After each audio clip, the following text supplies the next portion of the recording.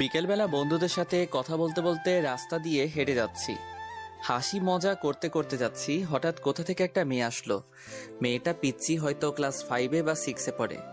আমাদের সামনে এসে আমাকে বলতে লাগলো, এই যে ভাইয়া, আমার একটা উপকার করবেন। বলো পিচ্ছি আপি।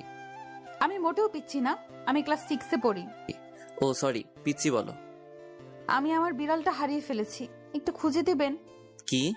ভাইয়া প্লিজ, আমি আমার টমকে খুব ভালোবাসি। টমকে? টম হলো আমার বিড়ালের নাম, গাধা একটা। লে হালুয়া, আমি কেমনে জানবো তোমার টমটমের কথা? দেখুন ভাইয়া, আমার টমকে টম টম বলবেন না। আচ্ছা তুমি কি পাগল? আপনাকে আমি। এই বলে আমার হাতে কামড় দিয়ে দৌড়ে চলে গেল। এসব আমার বন্ধুরা দেখে হাসতে লাগলো। আমি ব্যথায় মা গো বাবা গো বলে চিল্লাচ্ছি, আর হারামি বন্ধুরা দাঁত কেলিয়ে হাসছে। তখন জিহাদ বলল, দোষ, কামড়টা কেমন লাগলো?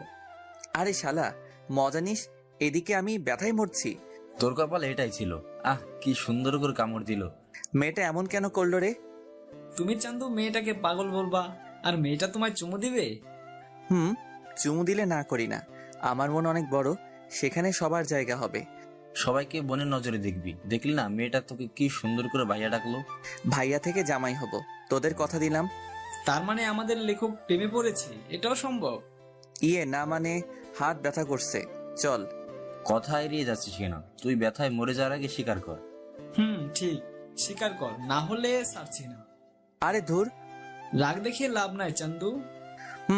প্রেমে পড়ছি, এবার ছেড়ে দে। এরপর হাত ধরে বাসায় চলে যেতে লাগলাম। এবার আমার পরিচয়টা দেই, আমি শাহরিয়ার রহমান, এবার এসএসসি দিব। বাবা মার তৃতীয় সন্তান, আমি ছোট, আমার বড় ভাই আর আপু আছে, বাবা আইনজীবী, মা গৃহিণী।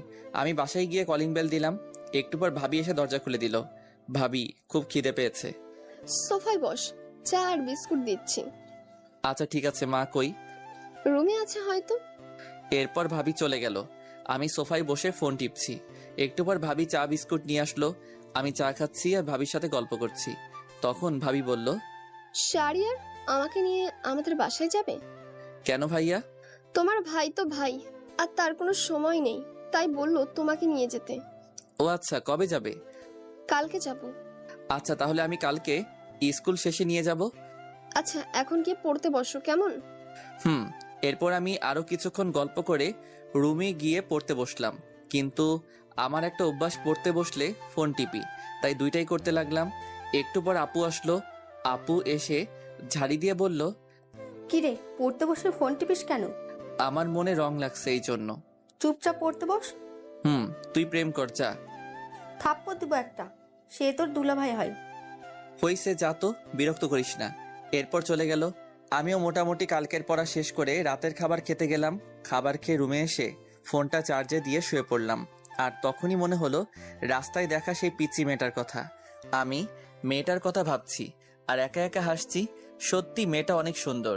এই পিচ্চি মেয়েটা যদি আমার বউ হতো কত ভালো হতো। আচ্ছা, তার নামটা জানা হলো না, কি করা যায়? কালকে কি মেয়েটা সেখানে আসবে? আর আসবে কেন? মেয়েটা তো পিচ্চি। উফ, যদি দেখা হতো মন ভরে দেখতাম। এসব ভাবতে ভাবতে কখন যে ঘুমিয়ে পড়লাম মনে নেই। সকালবেলা ঘুম ভাঙলো বাবার নীতি কথা শুনে। প্রতিদিন আমার ঘুম ভাঙে নীতি কথা শুনে। শালা এমন বাবা থাকলে জীবনটা শেষ।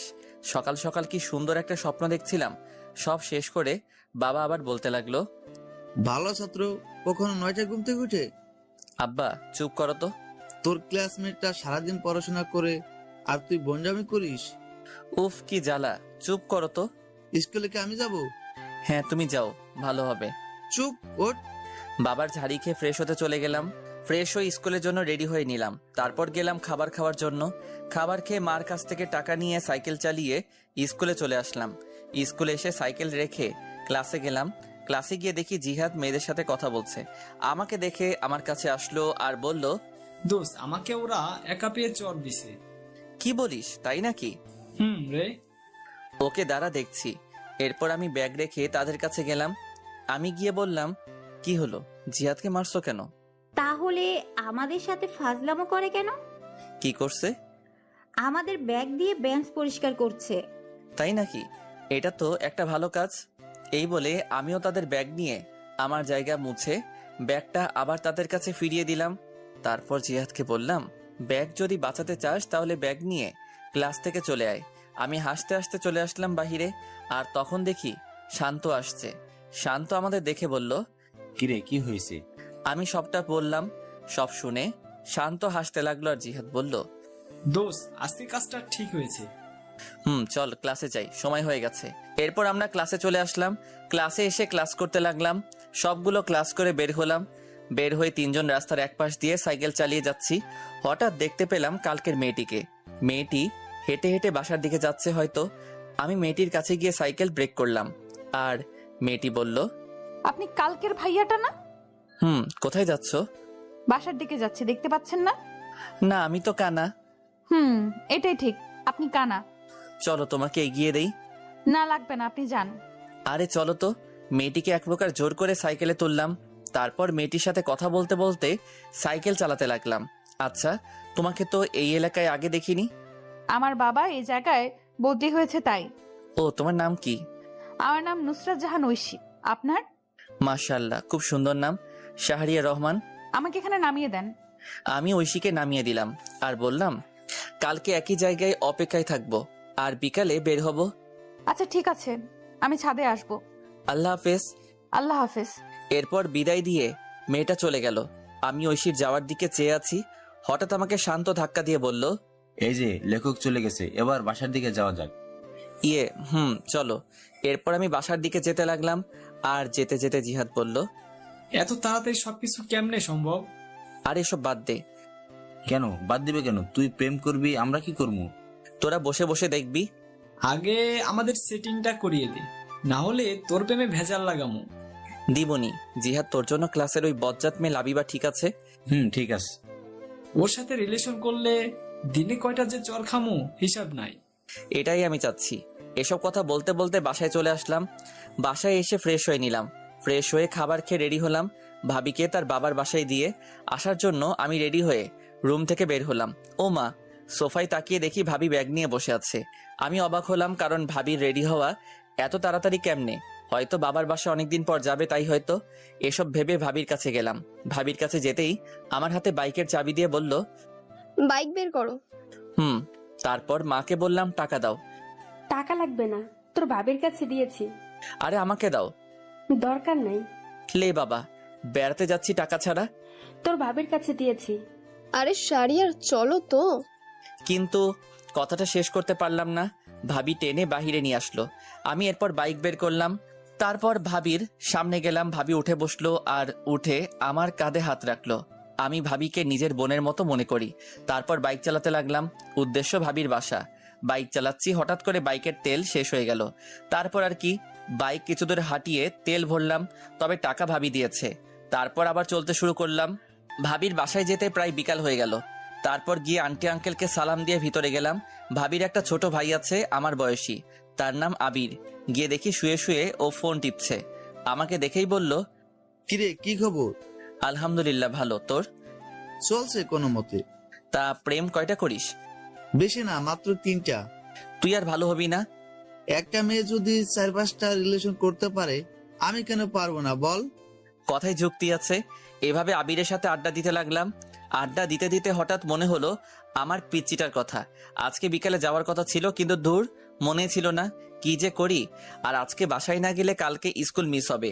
স্কুল মিস হলে তো পিচ্চিটাকে দেখতে পারবো না। তাই আমি ভাবির কাছে চলে আসলাম, আর এসে ভাবিকে বললাম, ভাবি আমি চলে যাচ্ছি। আজকে যেতে হবে না, আজকে থাকবে, প্রায় সন্ধ্যা হয়ে এলো। আরে কালকে স্কুল আছে, আর না গেলে স্যার বকা দিবে। যেদিন স্কুল পলাশ তখন? মানে তবুও যেতে হবে। এরপর ভাবিকে বুঝিয়ে আন্টি আঙ্কেল থেকে বিদায় নিয়ে চলে আসলাম। একা একা বাইক চালাচ্ছি আর হেডফোন দিয়ে গান শুনছি। বাসায় আসতে আসতে প্রায় রাত 7টা বেজে গেল। আমি বাইক রেখে কলিং বেল দিলাম, আর একটু পর মা এসে দরজা খুলে দিল, আর আমাকে দেখে অবাক হয়ে বলল, কিরে চলে আসলি কেন? কালকে স্কুল আছে। বাহ, বেশ পরিবর্তন হয়েছিস। পরিবর্তন কি আর এমনি হয়েছি মা? বিড়বিড় করে কি বলছিস? কই কিছু না, আমি রুমে যাচ্ছি, চা দিয়ে যেও। এই বলে রুমে চলে আসলাম। রুমে এসে ফ্রেশ হয়ে পড়তে বসলাম। একটু পর মা চা নিয়ে আসলো, আর আমি বললাম, আচ্ছা মা, আপু কি সারাদিন কথা বলে দুলাভাইয়ের সাথে? কি করবে এছাড়া? ওর এই সময়ে জামাইটাও বিদেশে, তাই কথা বলে। জামাই বিদেশে বলে সারাদিন কথা বলতে হয়? ও তুই বুঝবি না, পড়তে বস। এই বলে মা চলে গেল। ও, আপনাদের বলা হয় নাই, আপুর বিয়ে হয়েছে 1 বছর, আর আপুর বিয়ের 6 মাস পর দুলাভাই বিদেশে চলে যায়, আর আপু এখন প্রেগনেন্ট, তাই এরকমটা বললাম।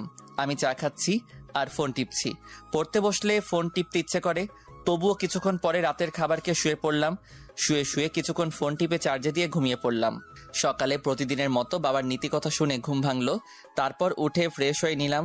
ফ্রেশ হয়ে রেডি হয়ে খাবার খেতে গেলাম। খাবার খেয়ে বাইকটা বের করলাম, কারণ আজকে বাইক দিয়ে যাব, যেহেতু বাইকের চাবি আমার কাছে।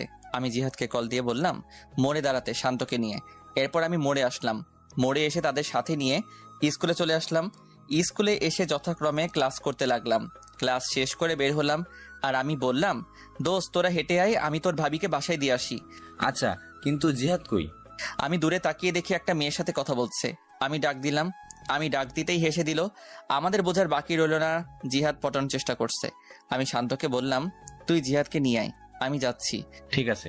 এরপর আমি বিদায় দিয়ে চলে আসলাম ঐশীর স্কুলের সামনে। এসে দেখি ঐশী স্কুলের সামনের দোকান থেকে ফুচকা খাচ্ছে। আমি দূর থেকে ফুচকা খাওয়া দেখছি আর একা একা হাসছি। হঠাৎ 2টা ছেলে এসে প্লেট নিল আর ঐশীর হাত ধরতে লাগলো। আমি এটা দেখে বাইক নিয়ে ঐশীর সামনে গেলাম আর বললাম, উঠো। ঐশী আমাকে দেখে হাসি দিল, তারপর উঠে বসলো। আমি ফুচকার টাকা দিয়ে চলে আসলাম। ছেলেগুলো আর কিছু বলল না। আমি একটা পার্কে নিয়ে আসলাম আর এসে একটা জায়গায় বসলাম। আর তখন ঐশী বলল, কালকে বিকেলে আসেননি কেন? আসলে ভাবিকে নিয়ে তার বাবার বাসায় গিয়েছিলাম। ও আচ্ছা, আমাকে বাসার সামনে নামিয়ে দিয়ে আসেন, দেরি হলে মা বকা দিবে। আচ্ছা, কিছু খাবে? না, খাবো না। জানেন মা আমাকে বাসায় একটুও সময় দেয় না, বাবাও না, আমি একা। কেন, আমি আছি তো। আজকে আমি খুব ভয় পেয়েছিলাম। আমি থাকতে তোমার কিছু হবে না, ছায়া হয়ে পাশে থাকবো। আমার বন্ধু হবেন? কি মনে হয়? বন্ধু তাহলে। বাসায় তোমার আম্মু কি করে? সারাদিন ফোনে মিটিং নিয়ে থাকে আর আমাকে একটু একটু বকা দেয়। ও, চিন্তা করো না, তোমার ফোন আছে। আমার সময় কাটানোর জন্য বাবা আমাকে গেমস খেলার জন্য কিনে দিয়েছে। তোমার নাম্বারটা দিবা? নাম্বার তো মুখস্থ নাই। তাহলে আমারটা নাও। এই বলে আমি ব্যাগ থেকে কাগজ বের করে নাম্বারটা লিখে দিলাম। এরপর ঐশীকে নিয়ে তার বাসার সামনে নামিয়ে দিলাম। নামিয়ে দিয়ে বিদায় দিয়ে চলে আসলাম। আর আসার সময় বললাম কল দিতে। এরপর আমি জিহাদ আর শান্তর কাছে চলে আসলাম। আমি কিছু দূর আসতেই দেখি শান্ত আর জিহাদ হেঁটে হেঁটে এদিকে আসছে। আমি গিয়ে তাদের সামনে ব্রেক করলাম আর উঠতে বললাম। এরপর ওদের নিয়ে ঘুরতে লাগলাম। কিছুক্ষণ ঘুরে ওদের বাসায় নামিয়ে দিয়ে আমি আমার বাসায় চলে আসলাম। বাসায় এসে ফ্রেশ হয়ে খাবার খেয়ে বিছানায় শুয়ে পড়লাম। আর তখনই আমার ফোনে একটা কল আসলো। আমি ফোনটা বের করে দেখি অচেনা নাম্বার। আমি ফোন রিসিভ করলাম। ওপাশ থেকে বলল, আমি ঐশী। ও তুমি? এতক্ষণ তোমার কথাই মনে করছিলাম। কেন? আমাকে তুমি করে না বললে কল কেটে দিব। আচ্ছা, তুমি করে বলবো। গুড। খেয়েছো? তুমি? জানো মা যেন কার সাথে কথা বলে। কার সাথে বলে তুমি জিজ্ঞেস করো নাই? করেছি, মা আমাকে বকা দিছে। থাক, আর জিজ্ঞেস করো না, তোমার সবকিছু আমাকে বলবা। আচ্ছা, তুমি কিন্তু আমি ছাড়ার কারোর সাথে কথা বলবে না। আচ্ছা, বলবো না। এখন একটু ঘুমাও। এখন ঘুমালে বিকালে উঠতে পারবো না। তাহলে? আমার সাথে কথা বলতে হবে। এই টাকা নেই তো। আমার এই নাম্বারে ইমো খোলা, কল দাও। আচ্ছা, দিচ্ছি। এরপর ঐশী আমার ইমোতে কল দিল আর আমি কথা বলতে লাগলাম। বিকাল পর্যন্ত কথা বললাম। মেয়েটা এত কথা বলতে পারে। এরপর বিকালে বের হলাম আর ফোন দিয়ে জিহাদ আর শান্তকে আসতে বললাম। আমি বের হলাম সাইকেল নিয়ে। তারপর জিহাদ আর শান্তকে নিয়ে ওদের বাসার সামনে আসলাম। আমি এসে কল দিলাম আর বললাম সাদে আসতে। একটু পর সাদে এসে কল দিল। আমি দূর থেকে দেখছি আর কথা বলছি। এইভাবে চলে 1টা বছর। আমি এসএসসি দিলাম আর মোটামুটি ভালো রেজাল্ট করলাম। আর এখন ঐশী এখন আমাকে ছাড়া কিছু বুঝে না, কিন্তু এখনো পর্যন্ত ভালোবাসি কথা বললো না। আমি নতুন কলেজে ভর্তি হলাম, 3জন একই কলেজে ভর্তি হলাম। আর আপুর একটা ছেলে হয়েছে আর ভাবিও প্রেগনেন্ট। এইভাবে চলছিল দিনকাল। একদিন আমি ফোন রেখে কলেজে চলে গিয়েছিলাম আর সবার সাথে আড্ডা দিয়ে বিকালবেলা বাসায় ফিরলাম। বাসায় ফিরে ফোন হাতে নিয়ে দেখি 78টা মিস কল। আমি সাথে সাথে কল দিলাম আর কল দিতেই কল ধরলো। ওপাশ থেকে কান্নার আওয়াজ আসছে। আমি বুঝতে পারলাম আমার পিচিটা কান্না করছে। এই, তুমি আজকে স্কুলে আসলে না কেন? তোকে আমি সকালে কল দিয়েছি, ধরিস নাই কেন? আসলে ফোন রেখে কলেজে গিয়েছিলাম তাই। তোর উপর রাগ করে স্কুলে যাইনি। সরি, এই কানে ধরছি, আর হবে না। কিন্তু ঐশী কান্না করছেই, এবারের মতো ক্ষমা করো। আজকে আমার জন্মদিন, তাই আজকে আসবা তুমি। আচ্ছা, ঠিক আছে। তোমার বন্ধুদের নিয়ে আসবে। এবার হাসো। হয়েছে, পাম দিতে হবে না। পাগলি একটা। এরপর তার সাথে কথা বলা শেষ করে বিকেলবেলা বের হলাম। তারপর জিহাদ আর শান্তকে আসতে বললাম আর ওদের নিয়ে মার্কেটে আসলাম। মার্কেটে এসে একটা উপহার কিনলাম, কিনে বের হলাম। তারপর বাইক নিয়ে চলে আসলাম। আমরা বাইক পার্ক করে ভিতরে গেলাম। গিয়ে দেখি ঐশী তার বান্ধবীদের সাথে কথা বলছে। আমাদের আসতে দেখে আমাদের কাছে আসলো আর এসে বলতে লাগলো, এত দেরি হলো কেন? আসলে রাস্তায় অনেক জ্যাম। হয়েছে, আর বলতে হবে না, চলো ভেতরে যাই। চলো। এরপর আমরা ভিতরে গেলাম। ঐশী তার মা বাবার সাথে পরিচয় করিয়ে দিল, কিন্তু আমি ওর মায়ের সাথে কথা বলে তেমন ভালো মানুষ মনে হলো না, একটু অহংকারী। ওর বাবা অনেক ভালো মানুষ, আমাদের সাথে বেশ আড্ডা দিতে লাগলো। এইভাবে চলে গেল বেশ কিছুক্ষণ। তারপর কেক কাটা হলো। কেক কাটার পর ঐশী সবাইকে কেক খাইয়ে দিল। যখন আমার কাছে আসলো তখন কানের কাছে এসে বলল, এখন কেক খান, পরে আপনার কপালে মায়ের আছে, সকালেরটা ভুলিনি। না মানে। এরপর ঐশী আমাকে কেক খাইয়ে দিল, তারপর চলে গেল। তারপর আমরা খাওয়া দাওয়া করলাম, সবাই চলে যেতে লাগলো বিদায় দিয়ে। তাই আমরাও চলে যাওয়ার জন্য আঙ্কেলের কাছ থেকে বিদায় দিলাম। বিদায় দিয়ে ঐশীর কাছে আসলাম। ঐশীর কাছে এসে বললাম, যাচ্ছি তাহলে। তখন আমাকে একটা নীরব জায়গায় টেনে নিয়ে আসলো আর এসে আমাকে কিল ঘুষি মারতে লাগলো। আমি এসব কাণ্ড দেখে একা একা হাসছি। আর কোনো দিন যদি দেখি আমার সাথে এমন করতে। আর করব না, এবার খুশি? খুশি, সাবধানে যেও। এরপর বিদায় দিয়ে চলে আসলাম। আমি জিহাদ আর শান্তকে তাদের বাসায় নামিয়ে দিয়ে আমি আমার বাসায় চলে আসলাম। বাসায় এসে ফ্রেশ হয়ে পড়তে বসলাম। পড়ছি তখনই ঐশী কল দিল। আসসালামু আলাইকুম। ওয়ালাইকুম আসসালাম। কি করো? এই তো পড়ছি, তুমি? আমিও পড়তে বসলাম। শোনো না, বলো। আমি না একজনকে ভালোবাসি। সাথে সাথে মনটা খারাপ হয়ে গেল, হাসি মুখটা মলিন হয়ে গেল। তখন আমি বললাম, ও ভালো তো। তুমি কালকে ওই জায়গায় আসবে। কলেজ শেষ করে সময় পেলে আসবো। আসতে হবে। আর শাড়িটা কিন্তু খুব সুন্দর হয়েছে। ধন্যবাদ। কালকে স্কুলে যাব না, বুঝলে?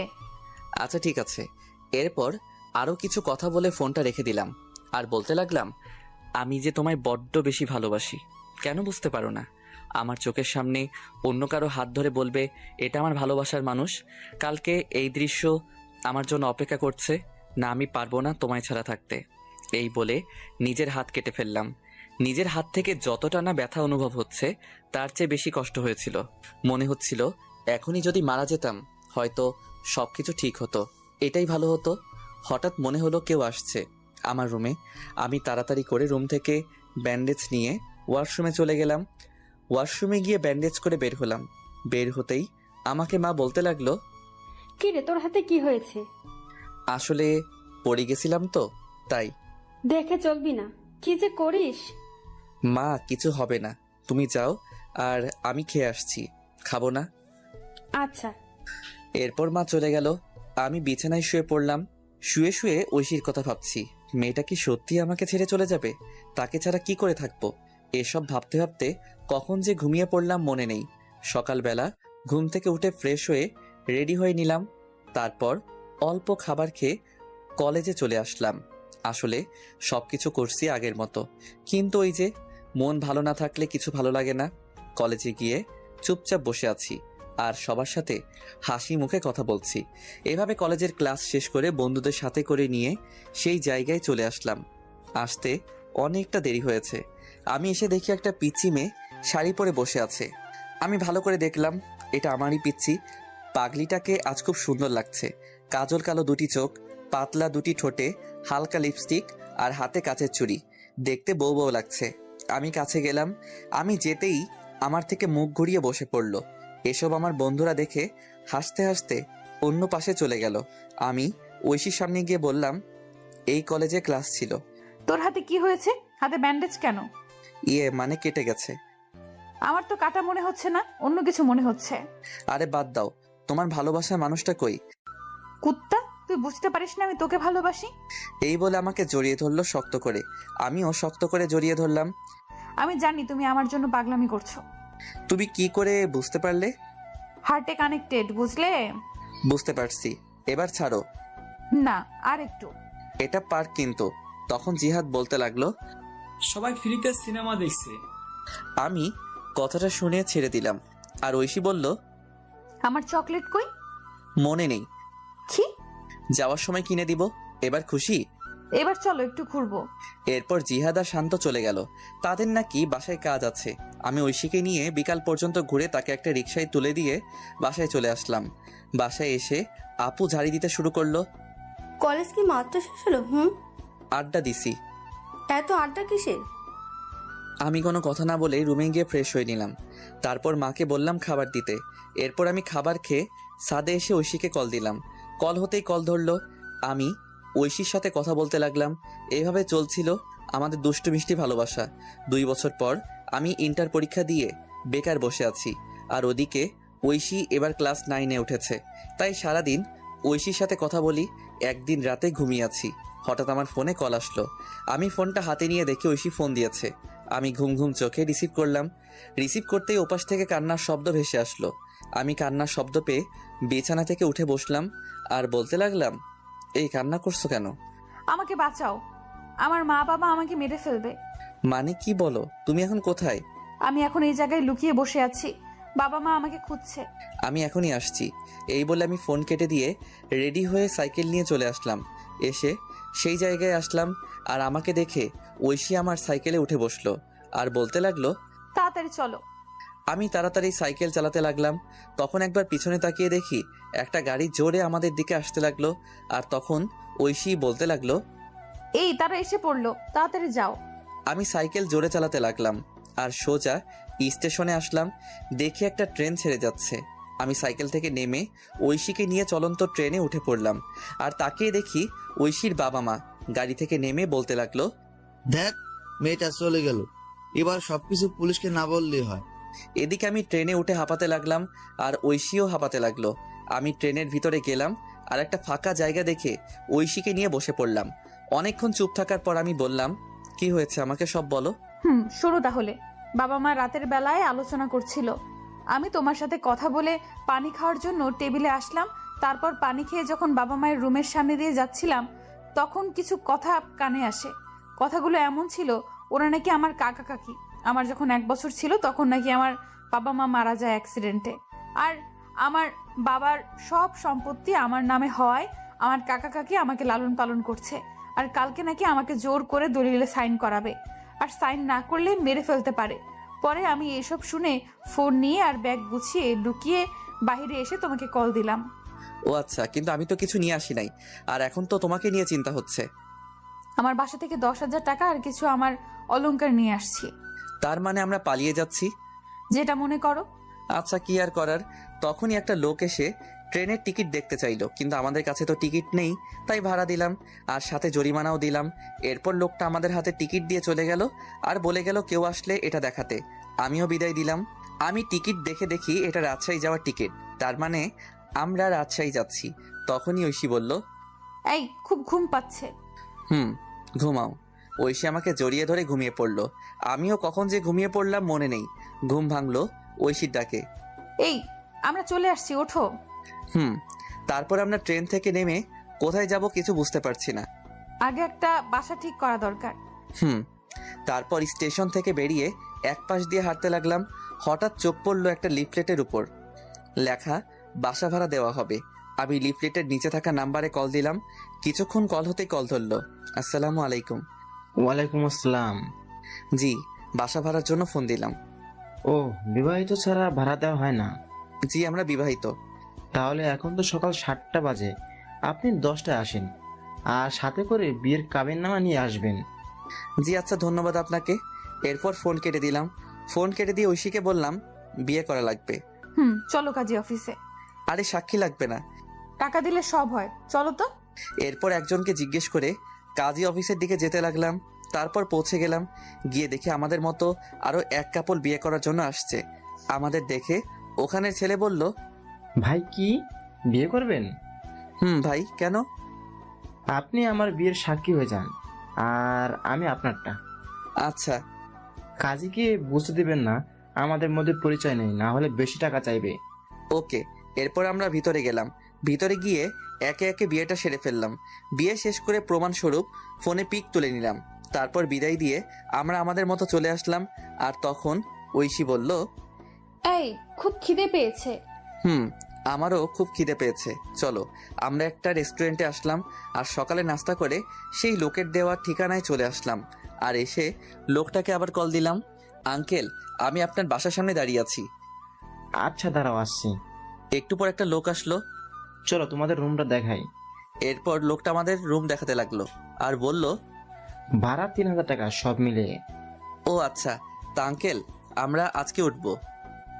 আচ্ছা, সমস্যা নেই। আমি আঙ্কেলকে 2,000 টাকা দিয়ে দিলাম। উনি বেশ খুশি হলো। তারপর আমার হাতে চাবি দিয়ে চলে গেল। আমি আর ঐশী মিলে রুমটা পরিষ্কার করতে লাগলাম। আর ঐশী বলল, এই তুমি বাজারে যাও আর এই জিনিসগুলো নিয়ে আসো। টাকা কত আছে? আছে 5,000 টাকা। এগুলোতে হবে? শোনো, বাজার করবা আর রান্না করার জন্য হাঁড়ি পাতিল আর 2টা প্লেট আর বিছানার জিনিসপত্র যা যা লাগে নিয়ে আসবে। ফ্লোরে বিছানা করবা, তাহলে চৌকির টাকাটা সেভ হবে। যাও তুমি। এরপর আমি একটা কাগজে লিখে চলে আসলাম বাজারে। এসে সবকিছু কিনতে লাগলাম। আর আমার জন্য কিছু মার্কেট করলাম বাসায় পরার জন্য। ঐশীর কাপড় নিয়ে আসছে, তাই তার জন্য করতে হলো না। এসব কিনে বাসায় আসতে দুপুর হয়ে গেল। দুপুরে বাসায় এসে আমি সবকিছু গোছাতে লাগলাম আর ঐশী রান্না করতে গেল। আমি জানি ঐশী তেমন কোনো রান্না পারে না। পিচ্ছি একটা মেয়ে, মাত্র ক্লাস 9-এ উঠলো। আমি সবকিছু গুছিয়ে রান্নাঘরে গেলাম। গিয়ে দেখি পাগলিটা আমার জন্য ডিম ভাজি করছে। আমি গিয়ে পিছন থেকে জড়িয়ে ধরলাম আর ঐশী বলল, এই যে এখন গোসল করে আসো, তারপর খাবার খাবে। কি ডিম ভাজি করেছো? আসলে আমি ডিম ভাজি ছাড়া আর কিছুই পারি না। দূর পাগলি, আমার সমস্যা হবে না। তারপর গোসল করতে গেলাম। গোসল শেষ করে বের হয়ে দেখি পাগলিটা আমার জন্য খাবার নিয়ে বসে আছে। আমিও গিয়ে বসে পড়লাম। খাইয়ে দাও। তুমি পিচ্ছি যে খাইয়ে দেব? আমি পিচ্ছি, আমাকে খাইয়ে দাও। ও তাই? এরপর আমি ঐশীকে খাইয়ে দিতে লাগলাম। ঐশীও আমাকে খাইয়ে দিতে লাগলো। খাওয়া দাওয়া শেষ করে বিছানায় শুয়ে পড়লাম। শুয়ে শুয়ে ভাবছি আমাকে কোনো কাজ করতে হবে। যেভাবেই হোক। তখনই ঐশী আসলো। সোজা আমার বুকে এসে বলল, এই, আমার না পড়াশোনা করে ডাক্তার হতে ইচ্ছে করে। ঠিক আছে, আমি তোমার স্বপ্ন পূরণ করব ইনশাল্লাহ। এবার চুপ করে ঘুমিয়ে পড়ো। মাথায় হাত বুলিয়ে দাও। আচ্ছা, এবার তো ঘুমাও। এরপর ঐশী আমাকে মাথায় হাত বুলিয়ে দিতে লাগলো। আমি কখন যে ঘুমিয়ে পড়লাম মনে নেই। যখন ঘুম ভাঙলো তখন দেখি পাগলিটা আমাকে জড়িয়ে ধরে ঘুমিয়ে আছে। আমি ডাক দিলাম না। ঠোঁটের উপর চুলগুলো এসে দোলা দিচ্ছে। আমি আর লোভ সামলাতে পারলাম না, দখল করে নিলাম ঐশীর ঠোঁটগুলো। একসময় ঐশীও আমাকে রেসপন্স দিতে লাগলো। আমি তার রেসপন্স পেয়ে পাগলের মতো চুমু দিতে লাগলাম। আমি পাগলের মতো আদর করেই যাচ্ছি, কিন্তু একসময় মনে হলো কাজটা ঠিক হচ্ছে না। ঐশী এখনো ছোট, তাকে এই সময় এটা করা ভালো হচ্ছে না। আমি আদর করা বাদ দিয়ে শক্ত করে জড়িয়ে ধরলাম। আর আমার এসব অবস্থা দেখে ঐশী বলল, এই কি হলো? এটা ঠিক হচ্ছে না। কেন? আমি তোমার বিয়ে করা বউ। যদি বাচ্চা পেটে আসে তাহলে তুমি নিজেকে সামলাবে নাকি পেটের বাচ্চাকে সামলাবে? কিন্তু আমি যে চাই। আগে তুমি বড় হও সেদিন। আমি এখন যথেষ্ট বড় হয়েছি। আরো বড় হতে হবে। কলেজে উঠো তারপর। এতদিন পারবে না থাকতে? চুপ। আর একটা ওর কথা না। আমি বাহিরে যাব। কেন? কালকে তোমার স্কুলে ভর্তি করতে যাব আর কাজ খুঁজতে। আমার গলার হারটা নিয়ে যাও, না হলে ভর্তি হব কিভাবে? কিন্তু এটা কি ভালো হবে? শোনো, টাকা হলে সব কিনতে পারবো। এরপর আর কি, আমি উপর থেকে উঠে রেডি হয়ে নিলাম। রেডি হয়ে এটা নিয়ে বেরিয়ে পড়লাম আর একটা দোকানে এসে এটা বিক্রি করলাম। বিক্রি করে মোট 7,000 টাকা পেয়েছি। তারপর একটা স্কুলে গেলাম। স্কুল অনেক আগে ছুটি হয়েছে। দেখি অফিস রুম খোলা আছে। আমি অফিসের ভিতরে গিয়ে ভর্তির বিষয়ে কথা বললাম। তারপর হেড স্যার বললেন কালকে নিয়ে আসতে। তারপর আমি বেরিয়ে আসলাম। বেরিয়ে এসে একটা চায়ের দোকানে আসলাম। এসে চাচাকে চা দিতে বললাম। চাচা চা দিল আর তখন একটা লোক এসে চাচাকে খারাপ ভাষায় গালি দিতে লাগলো আর চাঁদা দিতে বলল। চাচা প্রথমে না করলো, কিন্তু লোকটা শুনলো না আর লোকটা চাচাকে একটা থাপ্পড় দিল। আমি সাথে সাথে লোকটাকে মারতে লাগলাম। একসময় লোকটা দৌড়ে চলে গেল আর চাচা আমাকে বলল, বাবা, তোমায় কি বলে ধন্যবাদ দিব? আরে চাচা কি বলেন, আপনি আমার বাবার মতো। বসো বাবা, তোমাকে তো এই এলাকায় আগে কখনো দেখিনি। জি, আমি এই এলাকায় নতুন।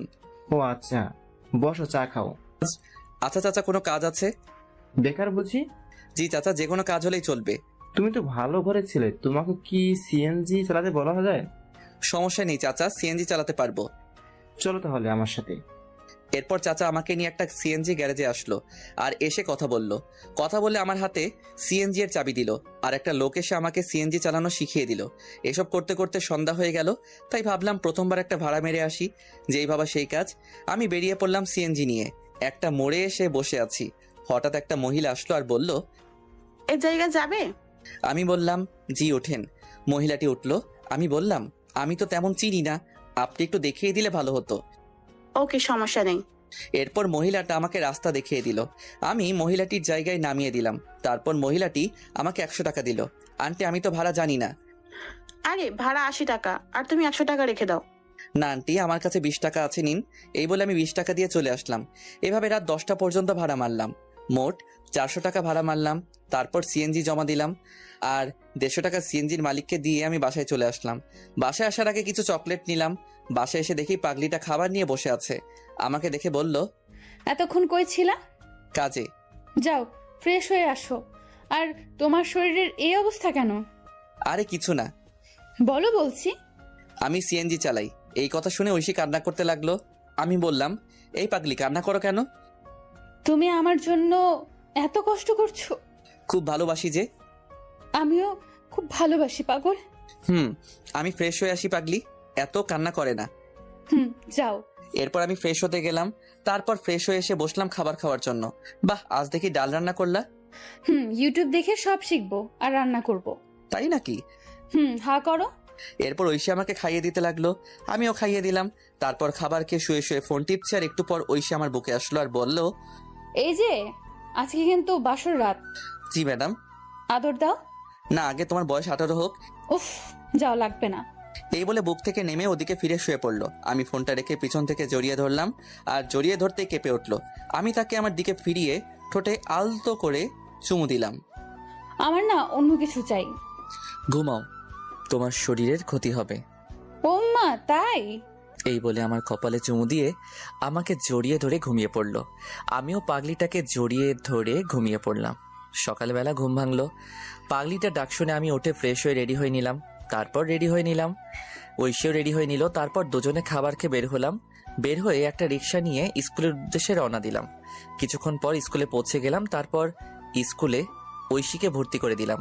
ঐশীকে স্কুলে ভর্তি করে বিদায় দিয়ে চলে আসলাম। আর আসার সময় বলে আসলাম আমি নিতে আসবো।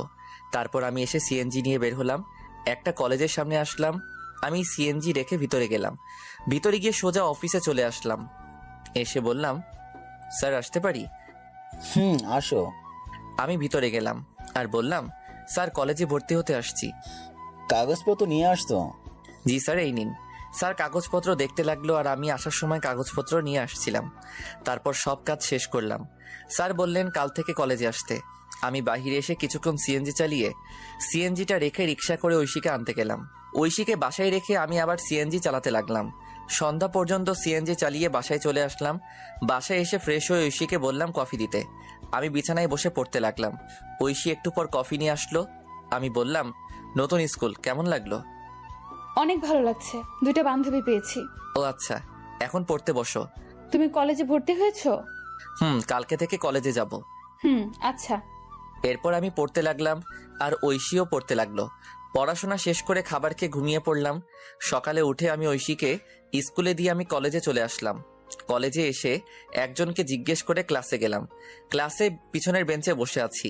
হঠাৎ একটা ছেলে আসলো আর আমার সাথে বসে পড়লো, আর আমাকে বলল, হাই, আমি সাকিব, আমরা কি বন্ধু হতে পারি? হাই, আমি শাহরিয়ার রহমান। কিন্তু তোমার সাথে আমার কি মিলে? আরে বন্ধু কি পোশাক দেখে হয়? তবু আজকের যে সমাজ। আরে বাদ দাও, আজ থেকে আমরা তুমি করে বলবো। আচ্ছা। এরপর সাকিবের সাথে আড্ডা দিতে লাগলাম। একটু পর স্যার আসলেন। আমরা ক্লাস করতে লাগলাম। ক্লাস শেষ করে সাকিবকে নিয়ে বাহিরে আসলাম। আড্ডা দেই চলো। না রে, বাসায় কাজ আছে। আচ্ছা যা তাহলে। ওকে। তারপর আমি চলে আসলাম। ঐশীর স্কুলে এসে দেখি আমার জন্য বসে আছে। আমি যেতেই মুখ ঘুরিয়ে বসলো, আর আমি গিয়ে পাশে বসলাম। এই যে সরি, ক্লাসে ছিলাম। তাই বলে এত দেরি? আচ্ছা, আর হবে না, এবার চলো। ফুচকা খাবো। আচ্ছা চলো। এরপর ঐশীকে নিয়ে একটা ফুচকার দোকানে আসলাম। এসে দুজন মিলে ফুচকা খেলাম। তারপর রিক্সা নিয়ে বাসায় চলে আসলাম। বাসায় এসে ফ্রেশ হয়ে খাওয়া দাওয়া করে বের হয়ে পড়লাম। আমি এসে সিএনজি চালাতে লাগলাম। রাত 10টা পর্যন্ত সিএনজি চালিয়ে বাসায় চলে আসলাম। এইভাবে দিনগুলো বেশ ভালো কাটছিল। অনেক দিন পর একদিন আমি সন্ধ্যায় সিএনজি চালাচ্ছি। হঠাৎ দেখি সাকিব রাস্তায় সিএনজি দেখে দাঁড়াতে বলল। আমি মুখটা ঢাকলাম। তারপর আমি দাঁড়ালাম, আর সাকিব উঠে পড়ল। ওই জায়গায় যাও। আমি গাড়ি চালাতে লাগলাম। একসময় মুখ থেকে কাপড়টা সরে যায়, আর সাকিব দেখে ফেলে আর বলে গাড়ি থামাতে। আমি গাড়ি দাঁড় করালাম। তুই সিএনজি চালাস, আমাকে বলিস নাই? কি করব, কোনো চাকরি নেই। ধর বেটা, একবার আমাকে বলতি তুই। চুপ করে আছি। তুই কালকে এই জায়গায় যাবি, চাকরি হয়ে যাবে। কিন্তু কলেজ? কলেজের সব নোট আমি দিব, চিন্তা করিস না। আর তোর নাম্বার দে। আচ্ছা। এরপর আমি আমার নাম্বারটা দিলাম আর বিদায় দিয়ে চলে আসলাম। আমি তবুও রাত 10টা পর্যন্ত সিএনজি চালিয়ে বাসায় চলে আসলাম। বাসায় এসে ফ্রেশ হয়ে ঐশীর কাছে গেলাম। দেখি রান্নাঘরে কাজ করছে। ঐশীকে পিছন থেকে জড়িয়ে ধরে বললাম, এই কি করো? এই তো কাজ করি। খিদে পেয়েছে? যাও বসো, আমি আসছি। আচ্ছা। আমি বসে আছি, একটু পর ঐশী খাবার নিয়ে আসলো। আমি ঐশীকে খাইয়ে দিলাম আর সেও আমাকে খাবার খাইয়ে দিল। তারপর খাবার খেয়ে বিছানায় শুয়ে পড়লাম। শুয়ে শুয়ে ভাবছি চাকরিটা যদি হয় তাহলে একটু ভালো করে চলতে পারবো। প্রতিদিন এত কষ্ট আর ভালো লাগে না। তখনই ঐশী আমার কাছে আসলো। এই আমি কিন্তু এখন টেনে পড়ি, অনেক বড় হয়েছি। বুঝতে পারছি। বিয়ের তো প্রায় 1 বছর হলো, এখনো কাছে পেলাম না। তোমার স্বপ্ন পূরণ করতে হলে যে একটু কষ্ট করতে হবে। লাগবে না, আমার স্বপ্ন। না, তুমি ডাক্তার হবা, এটাই শেষ। আচ্ছা, আমার খুব ঘুম পেয়েছে। আমি ঐশীকে জড়িয়ে ধরে ঘুমিয়ে পড়লাম। ঐশীও ঘুমিয়ে পড়লো। সকালবেলা উঠে ফ্রেশ হয়ে রেডি হয়ে নিলাম। তারপর কাগজপত্র নিয়ে ঐশীকে স্কুলে নামিয়ে দিয়ে আমি অফিসে চলে আসলাম। আর আসার সময় বলে আসলাম চলে যেতে। আমি সাকিবের দেওয়া সেই ঠিকানায় চলে আসলাম। এসে ভিতরে গেলাম আর পিয়নকে বললাম স্যারের সাথে দেখা করব। আপনার নাম কি? শাহরিয়ার রহমান। অপেক্ষা করুন, আমি ভিতর থেকে আসছি। এরপর পিয়ন চলে গেল। একটু পর বের হয়ে আমাকে বলল ভিতরে যেতে। আমি ভিতরে গিয়ে সালাম দিলাম। উনি আমাকে বসতে বললেন। আমি বসলাম আর ফাইলটা ওনার কাছে দিলাম। উনি ফাইল নিয়ে দেখতে লাগলেন। গুড, রেজাল্ট তো ভালো। তুমি যেহেতু সাকিবের বন্ধু তাহলে সমস্যা নেই। সাকিব আমার ভাতিজা। ও আচ্ছা। চাইলে আজকে জয়েন করতে পারো। আর প্রথমে তোমার বেতন হবে 15,000 টাকা। ধন্যবাদ স্যার, আপনি খুব বড় উপকার করলেন। ধন্যবাদ দেওয়ার কিছু নেই। আমি রাফিকে সব বলে দিচ্ছি, সে তোমায় কাজ বুঝিয়ে দিবে। আচ্ছা স্যার। এরপর স্যার পিয়নকে ডাক দিয়ে বলল রাফাকে ডাক দিতে। কিছুক্ষণ পর একটা মেয়ে আসলো আর তখন স্যার বলল, এই হচ্ছে শাহরিয়ার, আজকে নতুন জয়েন করলো, তুমি তাকে কাজ বুঝিয়ে দিবে। আচ্ছা স্যার। শাহরিয়ারকে ডেস্কে নিয়ে যাও আর বুঝিয়ে দাও। এরপর ফাইল নিয়ে চলে আসলাম আর মেয়েটা আমাকে একটা ডেস্কে নিয়ে আসলো। আমি বসলাম আর মেয়েটা বলল, হাই, আমি রাফা। হ্যালো, আমি শাহরিয়ার। চলুন আপনাকে কাজ বুঝিয়ে দেই। চলুন। এরপর রাফা আমাকে কাজ বুঝিয়ে দিতে লাগলো। আমি ভালো করে বুঝতে লাগলাম। এভাবে দুপুর হয়ে গেল আর রাফা বলল তার সাথে লাঞ্চ করতে, তাই তার সাথে ক্যান্টিনে খেতে গেলাম। তারপর সেখানে সবার সাথে পরিচিত হয়ে নিলাম। সবার সাথে পরিচিত হয়ে অনেক ভালো লাগলো। তারপর আবার কাজ করতে লাগলাম। কাজ করতে করতে কখন যে অফিসের টাইম শেষ হয়ে গেল বুঝতে পারলাম না। এভাবে চলতে লাগলো আমার দিনকাল। 1.5 বছর পর সকালবেলা রেডি হচ্ছি ঐশীকে কলেজে নিয়ে যাওয়ার জন্য। ও হ্যাঁ, এখন ঐশী কলেজে পড়ে। আমি সকালবেলা রিক্সা নিয়ে কলেজের উদ্দেশ্যে রওনা দিলাম। এই মন দিয়ে ক্লাস করবা। আচ্ছা, দুপুরে কি বাসায় আসবা? না, কাজ আছে অফিসে। ও আচ্ছা, রাতে তাড়াতাড়ি বাসায় ফিরবা। কথা বলতে বলতে ঐশীর কলেজে চলে আসলাম। কলেজে এসে ঐশী নেমে পড়লো। আমি ঐশীকে বিদায় দিয়ে আমার অফিসে চলে আসলাম। অফিসে এসে কাজ করছি। এখন সবাই আমাকে অফিসে এক নামে চিনে। স্যারও খুব ভালোবাসে। আর পাশাপাশি পড়াশোনাও করছি। এসব করতে করতে বাড়ির কথা প্রায় ভুলেই গিয়েছিলাম, কারণ আমি জানি আমাকে কখনো বাবা মা ক্ষমা করবে না। আমিও সিম পাল্টে ফেলেছিলাম। অফিসে কাজ করছি, তখন পিয়ন আসলো আর আমাকে বলল, স্যার বলেছে লাঞ্চের পর ওনার সাথে মিটিং এ যেতে। আচ্ছা ঠিক আছে। তারপর পিয়ন মামা চলে গেল। আবার দেখি রাফা আসলো আর এসে বলল, এই যে মিস্টার, হ্যাঁ নানু। আপনার পিচ্চি বউ কেমন আছে? ভালো আছে। এবার তোর জামাইয়ের খবর কি? ভালো। বসো, চা খাও। আজকে আমার তেমন কাজ নেই। তাই নাকি? তাহলে এগুলো করতে থাকো। হালা, আমি আসলাম ফ্রি হয়ে আড্ডা দিতে আর তুই আমার হাতে ফাইল দিচ্ছিস। আরে করো না, হাজার হোক আমি তোর 2 নাম্বার জামাই। আহারে কি শখ। গো। তোর না স্যারের সাথে মিটিং এ যাওয়ার কথা? দুপুরের পর। গুড। তারপর বল, ভাতিজি কবে দেখবো? আরে সবই তো জানিস, ও এখনো পিচ্ছি। শালা, লাগতে দিমু। কলেজে পড়ে আর এখনো পিচ্ছি, তাই না? তবু যদি ক্ষতি হয়? আজকে রাতে বাসরটা সেরে নে। আমি তো নতুন, তাই তোর বাসর ঘরে ভিডিওটা দিস, শিখতে পারবো। হালা লুচ্চা, কাজ কর। তুই আবার লজ্জা পাস? জানতাম না। ভাই মাপ চাই, কাজ কর। এরপর কাজ করতে লাগলাম, আর কাজ করতে করতে লাঞ্চের টাইম হয়ে গেল। আমি খাবার খেয়ে একটু রেস্ট নিয়ে গাড়ি বের করলাম। একটু পর স্যার আসলো, তারপর আমি যেতে লাগলাম। রাস্তাটা একটা পার্কের পাশ দিয়ে। আমি নিজের মতো করে ড্রাইভ করছি। হঠাৎ একপাশে চোখ পড়লো, দেখি ঐশী একটা ছেলের সাথে পার্কের বেঞ্চে বসে আছে। আমি এটা দেখে গাড়ি ব্রেক করলাম, আর গাড়ি ব্রেক করতেই স্যার বলে উঠলো, শাহরিয়ার কোনো সমস্যা? না স্যার। যাও তাহলে, দেরি হয়ে যাচ্ছে। আমি এটা দেখে নিশ্চুপ হয়ে গেলাম। এতক্ষণ হাসি খুশি ছেলেটা এখন চুপচাপ হয়ে গেল। নিজের প্রিয় মানুষকে অন্যের পাশে দেখবো সেটা কখনোই ভাবতে পারিনি। ওইদিকে ঐশী, আচ্ছা সানি, আমরা তো বন্ধু তাই না? আর শোনো, তোমায় কিছু কথা বলবো। বলো। তোমার সাথে কি শাহরিয়ার ভাইকে মিলে তোমার চেয়ে কত বছর বড়, আর তুমি যদি ডাক্তার হও তাহলে কি তোমার সাথে যায়? কথাটা শুনে ঐশী চুপ করে রইল।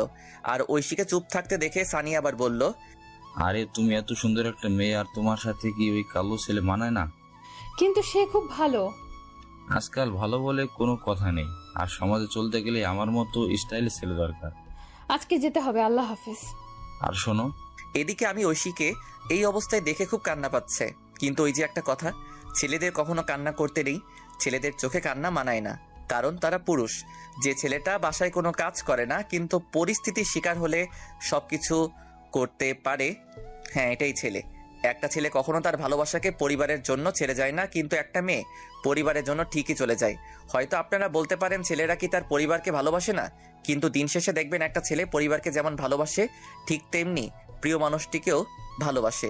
যার জন্য নিজের পরিবার ছাড়লাম, সবকিছু ছেড়ে তাকে নিয়ে চলে আসলাম। আর সেই ঐশী একটা ছেলের সাথে পার্কে, না এটা কি করে মেনে নেওয়া যায়। আমি কোনো মতে মিটিং শেষ করে সন্ধ্যায় নদীর পাড়ে চলে আসলাম। নদীর পাড়ে এসে বসে বসে কান্না করতে লাগলাম, যার জন্য নিজের লাইফ পরিবর্তন করলাম। আর সে অন্য একটা ছেলের সাথে। আজ পর্যন্ত আমি তাকে বকা পর্যন্ত দেইনি, হ্যাঁ এখনো দিব না। তুমি যা চাও তাই হবে। আমি না হয় অজানা রাজ্যে হারিয়ে যাব। এসব ভাবতে ভাবতে কখন যে রাত 11টা হয়ে গেল বুঝতেই পারলাম না। আমি উঠে বাসার দিকে হাঁটা দিলাম। রাস্তার এক পাশে দিয়ে হেঁটে যাচ্ছি আর আজকের ঘটনা মনে করছি। আমি হেঁটে বাসায় আসলাম। বাসায় এসে কলিং বেল দিলাম। একটু পর ঐশী এসে দরজা খুলে দিল আর আমাকে দেখে বলল, অফিস শেষ হয় বিকাল 5টায়, আর তুমি রাত 11টায় আসলে। আমি কোনো কথা না বলে ভিতরে চলে আসলাম। তারপর ফ্রেশ হয়ে নিলাম। ফ্রেশ হয়ে বিছানায় শুয়ে পড়লাম। আর তখন ঐশী আমার কাছে এসে বলল, আমি তোমাকে কিছু জিজ্ঞেস করছি, আর চলো খাবার খাবা। আমি বাইরে থেকে খেয়ে আসছি। কেন, তুমি জানো না আমি তোমায় ছাড়া খাই না? আমার শরীর খারাপ লাগছে, ঘুমাবো। আজকে তুমি এমন করছো কেন, কি হয়েছে? খুব ঘুম পাচ্ছে। আমি কম্বল জড়িয়ে ঘুমিয়ে পড়লাম। ঐশীও না খেয়ে শুয়ে পড়ল। সকালবেলা ঘুম ভাঙলো আজানের সময়। আমি উঠে পড়লাম, দেখি ঐশী এখনো ঘুমিয়ে আছে। আমি চুপচাপ ফ্রেশ হয়ে রেডি হয়ে বাইরে চলে আসলাম। বাহিরে এসে মসজিদে গিয়ে ফজরের নামাজ আদায় করে পার্কের রাস্তায় হাঁটতে লাগলাম। একা একা, এখন ভোর, তাই তেমন লোকজন নেই। আমি পার্কের রাস্তায় হেঁটে চলছি, ভালোই লাগছে পরিবেশটা, নিবিড় আর ঠান্ডা বাতাস বইছে। তখনই আমার ফোনে কল আসলো। আমি ফোনটা বের করে দেখে ঐশী কল দিয়েছে। আমি ফোনটা রিসিভ করলাম আর তখনই ওপাশ থেকে বলতে লাগলো, আমাকে না বলে চলে গেলে কেন, আর খাবার খেয়ে গেলে না কেন? তুমি ঘুমিয়েছিলে তাই ডাকিনি, আর আমার অফিসে কাজ আছে। আমি কি করলাম বলবে একটু? আরে তুমি আবার কি করবা, আর খাবার খেয়ে কলেজে যাও। বাই, আমি বিজি আছি। আমি কল কেটে দিলাম। তারপর ফোনটা সাইলেন্ট করে পকেটে রাখলাম। খুব খিদে পেয়েছে তাই পার্ক থেকে একটা রেস্তোরাঁয় আসলাম। এসে সকালে নাস্তা করে অফিসে চলে আসলাম। অফিসে এসে আমি ডেস্কে বসে কাজ করছি, কিন্তু কাজে মন বসছে না। কি করব, তখনই রাফা আসলো আর বলল, এই যে স্যার, মন খারাপ কেন? আরে না। স্যার বলছে আজকে তুমি আর আমি আরেকটা প্রজেক্ট নিয়ে কাজ। ও গুড। হাতের কাজগুলো শেষ কর, দুপুরের দিকে বের হব। আচ্ছা। বন্ধু, তোমার যে মন খারাপ আমি বুঝতে পারছি। এখন বল কি ব্যাপার? আসলে তারপর আমি রাফাকে সব বললাম। সব শুনে রাফা ঐশীর উপর খেপে গেল। ঐশীকে মনে হচ্ছে ইচ্ছে মতো থাপ্পড় দেই। আচ্ছা যাও, আমি হাতের কাজগুলো শেষ করি। আর আমার একটা উপকার করবা? কি বল? ঐশীর সম্পত্তি ফিরিয়ে দিতে হবে। আচ্ছা, তোর দুলাভাইকে বলবো, তুই চিন্তা করিস না। ধন্যবাদ। আর এই নে সেই বাড়ির কাগজপত্র। আমি কিছু কাগজপত্র আগে তুলে রেখেছিলাম, এবার বাকিটা তোর জামাই করবে। ঠিক আছে। আর শোন, 2 দিনের মধ্যে কাজটা করতে বলবি প্লিজ, কারণ এই তারিখ ঐশীর জন্মদিন। আমি চাই এই দিনে উপহার দিতে। আচ্ছা ঠিক আছে, এবার কাজ কর। এরপর রাফা চলে গেল। ও আপনাদের বলা হয়নি রাফার হাজবেন্ড পুলিশ, তাই কাজটা করতে বেশি সমস্যা হবে না। আমি কাজ করতে লাগলাম। কাজ করতে করতে দুপুর হয়ে গেল। তারপর ক্যান্টিন থেকে কিছু খেয়ে অফিসের গাড়ি নিয়ে বের হলাম আমি আর রাফা। আমি গাড়ি ড্রাইভ করছি আর তখন রাফা বলল, দোস্ত, ঐশীর কলেজের সামনে দিয়ে যা। কেন? অনেকদিন দেখি না, যা। কিন্তু ভাই প্লিজ। এরপর আমি গাড়িটা কলেজের সামনে দিয়ে নিয়ে যেতে লাগলাম। তারপর আমরা যেতেই দেখি কলেজ ছুটি হয়েছে। আমি গাড়িটা একটু দূরে দাঁড় করালাম। আমি আর রাফা গাড়িতে বসে আছি। হঠাৎ দেখি ঐশী কালকের সেই ছেলেটার সাথে হেসে হেসে কথা বলে যাচ্ছে। মনে হয় পার্কের দিকে যাচ্ছে। আমি রাফার দিকে তাকালাম, দেখি মাথা নিচু করে আছে আর আমাকে বলল, দোস্ত, আমি বুঝতে পারিনি রে। আরে ধুর, বাদ দে। চল, আমাদের দেরি হয়ে যাচ্ছে, এই বিষয় নিয়ে পরে কথা বলবো। এরপর আমি আমাদের কাজের উদ্দেশ্যে যেতে লাগলাম। ওদিকে ঐশী আর সানি হেঁটে হেঁটে পার্কে চলে গেল। পার্কে তারা একটা জায়গায় বসলো। আর তখন সানি বলল, একটা কথা বলবো। বলো। আমি তোমায় খুব ভালোবাসি। কিন্তু এটা হয় না। তুমি আমার কাছে চলে আসো। আর শাহরের মনে হয়তো বাবার সম্পত্তির জন্য এমন করেছে। না, কিন্তু চলো দুজন মিলে শুরু থেকে শুরু করি। আমাকে সময় দাও কয়েকদিন। আচ্ছা শোনো, আমি তোমাদের জন্য ডিভোর্স লেটার তৈরি করব। আমার কাকা উকিল। এত তাড়াতাড়ি না, আমি বললে তারপর। আচ্ছা চলো, তোমাকে এগিয়ে দিয়ে আসি। না, লাগবে না, আমি রিক্সা নিয়ে চলে যাব। ঠিক আছে। এদিকে আমি মিটিংয়ে বসলাম। মিটিং শেষ হলো বিকালে। তারপর আরো কিছু কাজ করে সন্ধ্যাবেলায় অফিসে আসলাম। তারপর কাগজগুলো রেখে স্যারের রুমে গেলাম। স্যার আসবো? আসো, তোমার জন্য অপেক্ষা করছি। আমি গিয়ে ফাইল জমা দিলাম আর স্যার দেখতে লাগলো। কিছুক্ষণ পর স্যার বলল, গুড, তোমার জন্য আমাদের কোম্পানি কাজটা পেয়েছে। স্যার এই কোম্পানির আরেকটা শাখা আছে না? আছে, এটা তো রাঙামাটি। কেন? স্যার আমাকে ট্রান্সফার করে দিন রাঙামাটি প্লিজ। কিন্তু কেন? স্যার এমনি, ওখানে একা থাকতে চাই, প্লিজ স্যার। আচ্ছা ঠিক আছে, আমি তোমাকে এই অফিসের ম্যানেজার হিসেবে পাঠাচ্ছি। আর ওখানে একটা লোক দরকার। স্যার সাকিব কবে দেশে আসবে? আরও নাকি 2 বছর থাকবে। ও আচ্ছা স্যার, আমি 2 দিন পর যাব, আপনি ব্যবস্থা করে দিন। আচ্ছা, তোমার ম্যাডাম কিন্তু যেতে বলেছে, সবসময় তোমার কথাই বলে। স্যার যাওয়ার আগে দেখা করে যাব, চলুন বাসার দিকে যাই। এরপর স্যারকে নিয়ে বাসার উদ্দেশ্যে রওনা দিলাম। ড্রাইভার আমাকে আমার বাসার সামনে নামিয়ে দিয়ে স্যারকে নিয়ে চলে গেল। আমিও চলে আসলাম বাসায়। বাসায় এসে কলিং বেল দিলাম। একটু পর ঐশী এসে দরজা খুলে দিল। আমি কোনো কথা না বলে ফ্রেশ হতে চলে গেলাম। আমি ফ্রেশ হয়ে এসে দেখি ঐশী দাঁড়িয়ে আছে। তাকিয়ে দেখি প্রচুর রেগে আছে, কিন্তু আজ কেন জানি ওর রাগ আমার কাছে ভালো লাগছে না। আগে থাকলে হয়তো আমি রাগ ভাঙাতাম। আমি শুয়ে পড়লাম আর ঐশী এসে বলল, কি হয়েছে? কিছু না। আমার ভুলটা কোথায়? আরে তুমি কেন ভুল করবা? তাহলে আগের মতো আদর করো না কেন? আর খাবার খাও না কেন? আচ্ছা খাবার দাও। আসো। তারপর ঐশী খাবার দিল। আমি উঠে বসলাম আর খাবার খেতে লাগলাম। অল্প খাবার খেয়ে শুয়ে পড়লাম আর তখন বলল, আমাকে একবার বললে না আমি খেয়েছি কিনা? সরি, মনে ছিল না। আমার খুব ঘুম পাচ্ছে, ঘুমাবো। ঐশী কান্না করছে। আমি মনে মনে বলতে লাগলাম, কেন এই মিথ্যে নাটক করছো? সরাসরি বলে দিলেই তো পারো। আমি আর তোমাকে বেশি দিন জ্বালাবো না।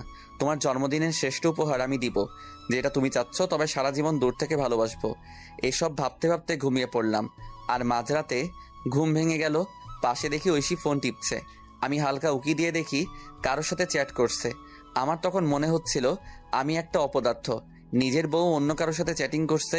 এর চেয়ে কষ্ট আর কি হতে পারে? আমি চুপচাপ কান্না করতে লাগলাম।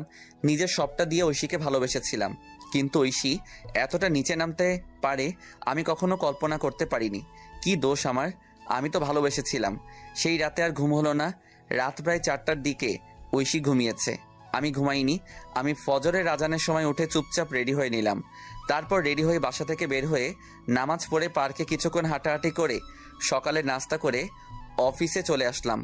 অফিসে এসে কাজে মন দিলাম। আর একটু পর রাফা আসলো আর আমাকে বলল, দুপুরে থানায় যেতে বলছে। তার মানে একদিনের মধ্যে কাজ শেষ? দেখতে হবে না জামাইটা কার। আমি আজকে চলে যাব রাতে। আজকেই যেতে হবে? কালকে তো ঐশীর জন্মদিন। আর শোন, ঐশী যে ছেলেটার সাথে কথা বলে তার নাম সানি, বাসা এই জায়গায়। আরে ওই ছেলের ঠিকানা দিয়ে আমি কি করব?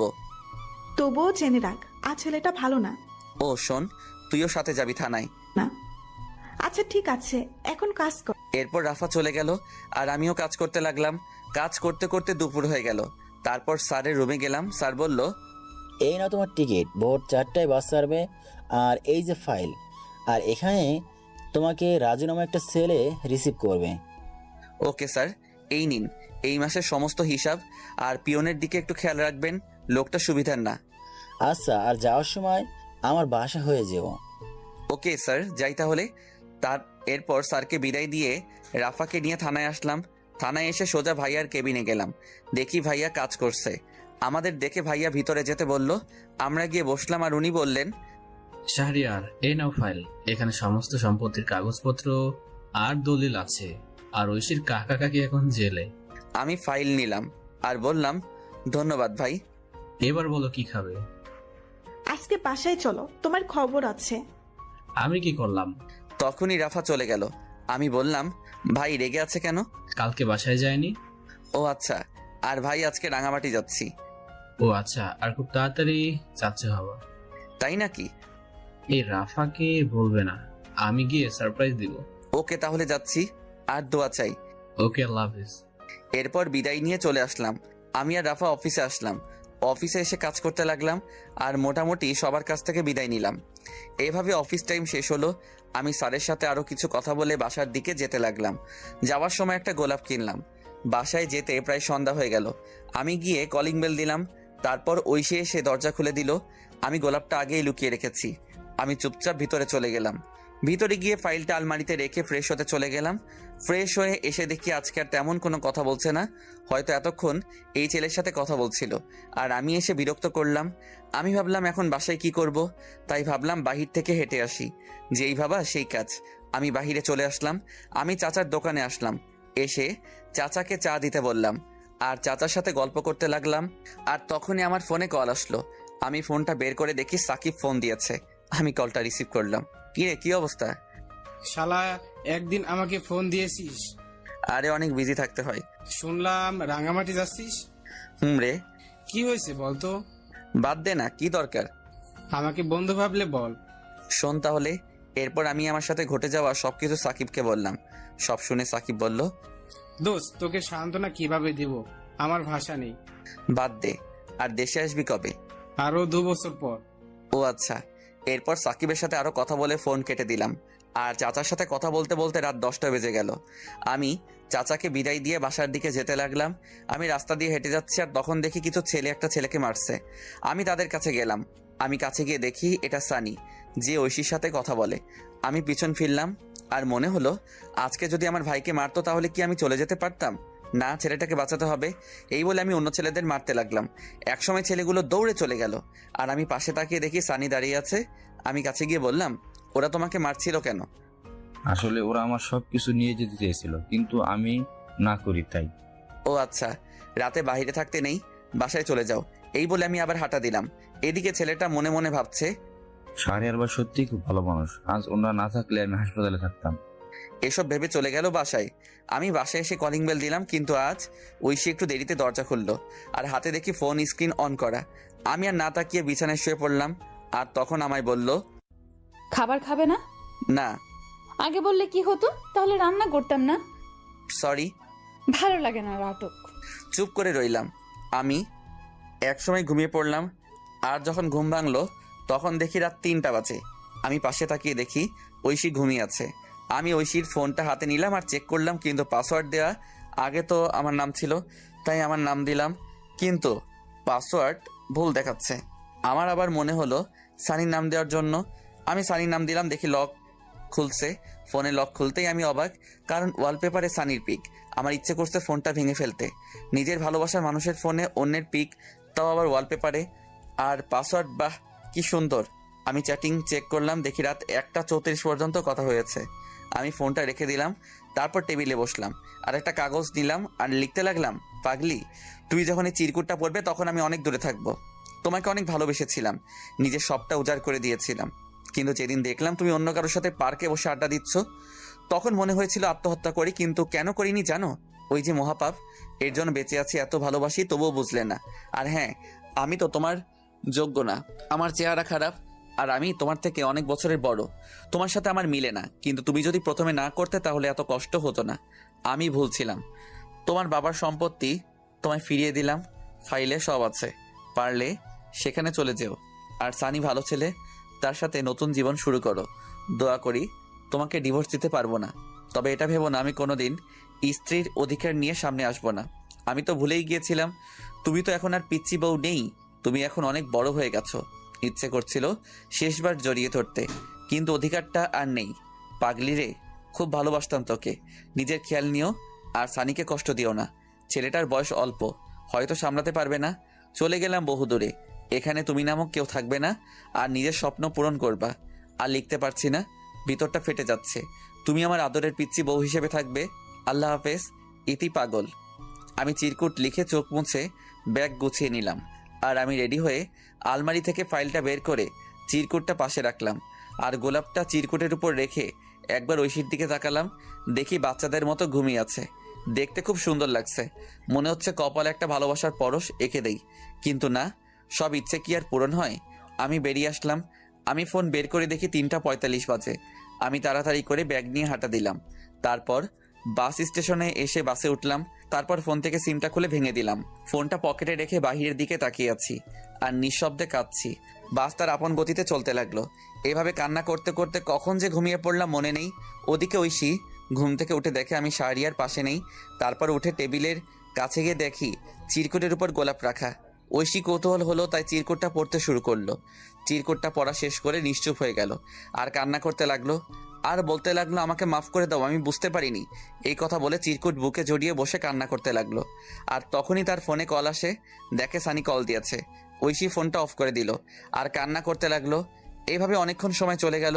ঐশী ভাবলো শাহরিয়ারের অফিসে যাবে, সেখানে কোনো খবর থাকবে। হয়তো ঐশী তাড়াতাড়ি করে রেডি হয়ে অফিসে চলে গেল। আর যেতেই রাফার কাছে গেল, কারণ ঐশী আগে থেকে চিন্তা, গিয়ে দেখে রাফা কাজ করছে। রাফা, আসবো? আরে ঐশী, আসো বসো। ঐশী গিয়ে বসলো আর বলতে লাগলো, আপু শাহরিয়ারের কোনো খোঁজ জানেন? যেই ছেলেটা তোমার জন্য বাড়ির ছেড়ে তোমার হাত ধরে চলে আসছে আর সারা দিন কষ্ট করে তোমাকে সুখে রাখতে চাইছে, আর সেই তুমি এতটা নিচে নামতে পারলে? কান্না করছে। পারলে? পবিত্র ভালোবাসা ছিল শাহরিয়ারের। ওর মতো স্বামী থাকতেও তোমার অন্যজনের সাথে। ছি!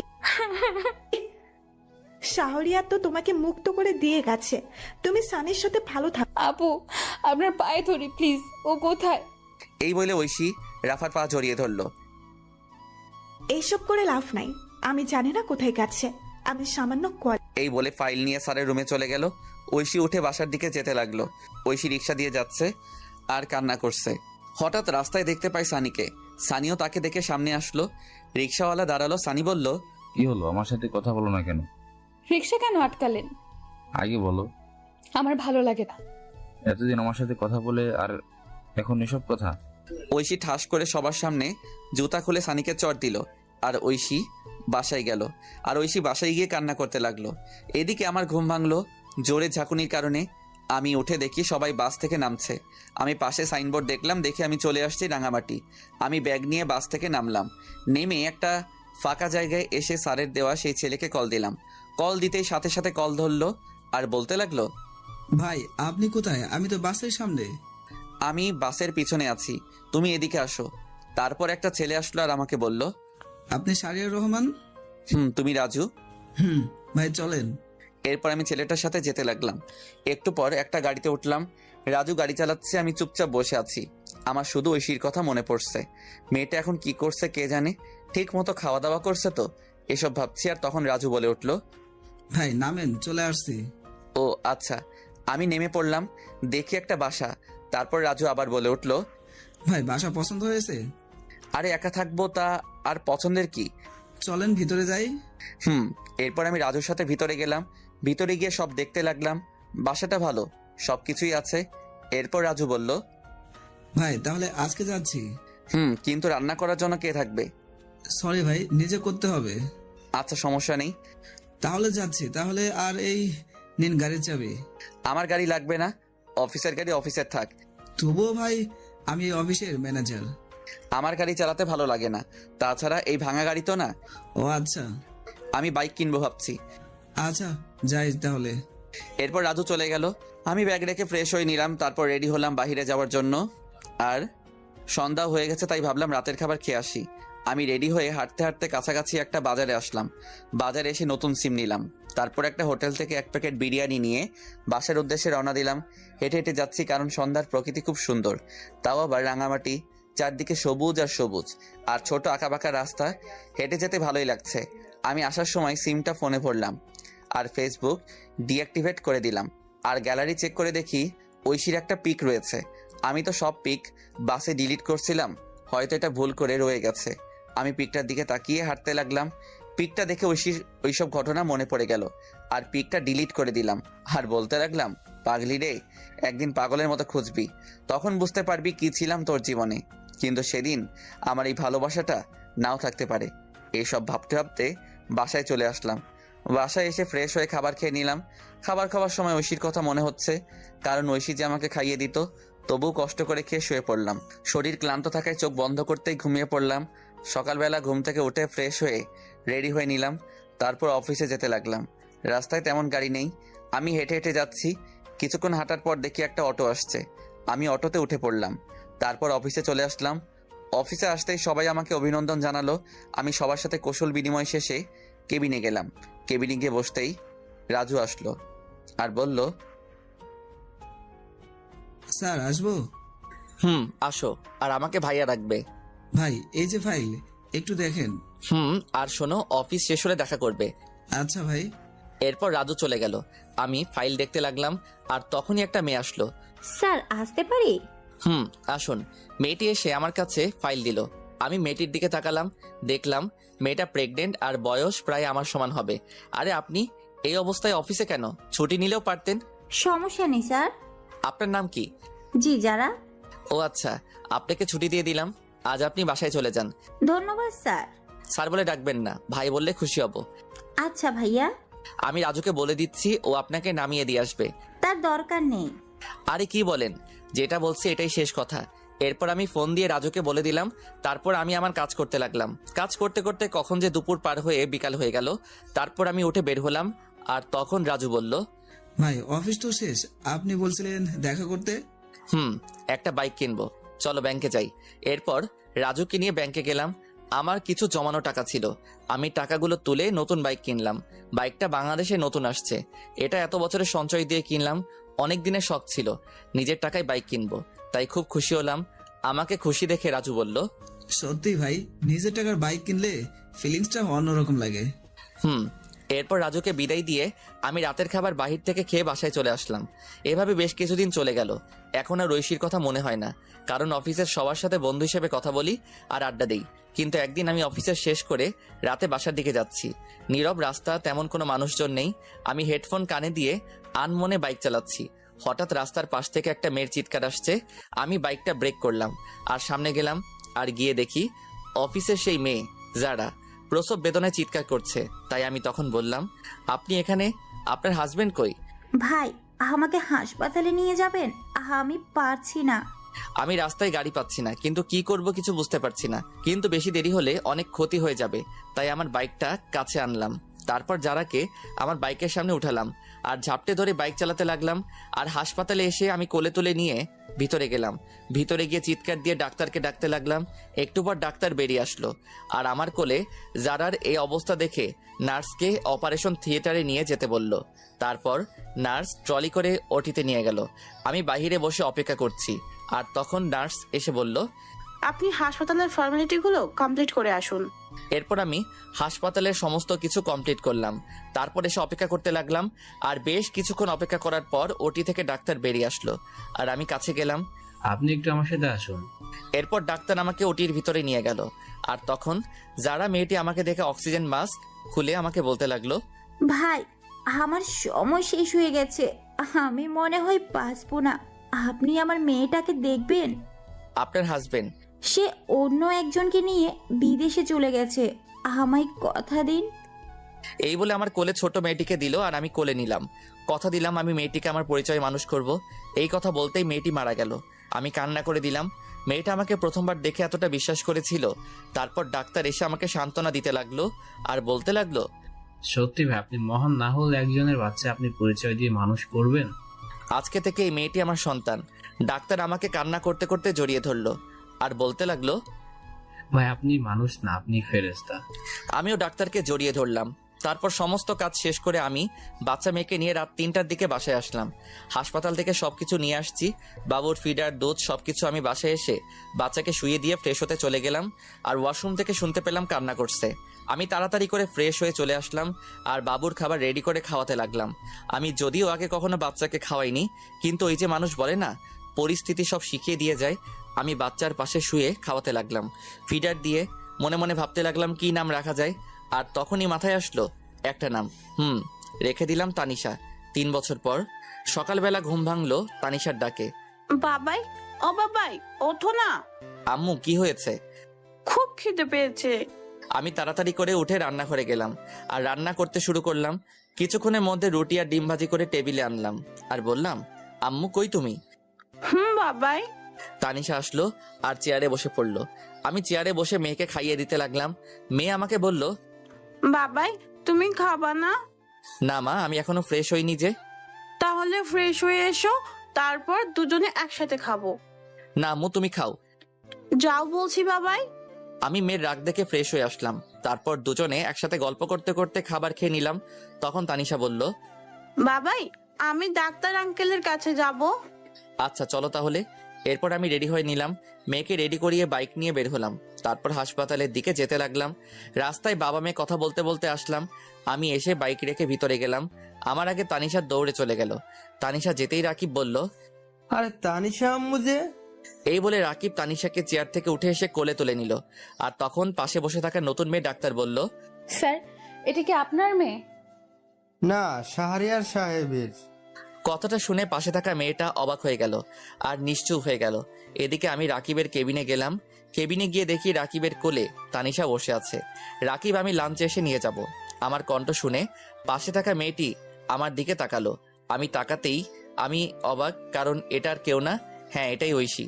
ঐশী আমাকে দেখেই পায়ে ধরে ফেললো আর বলতে লাগলো, আমি তোমার পায়ে ধরি, আমাকে মাফ করে দাও। আরে কে আপনি?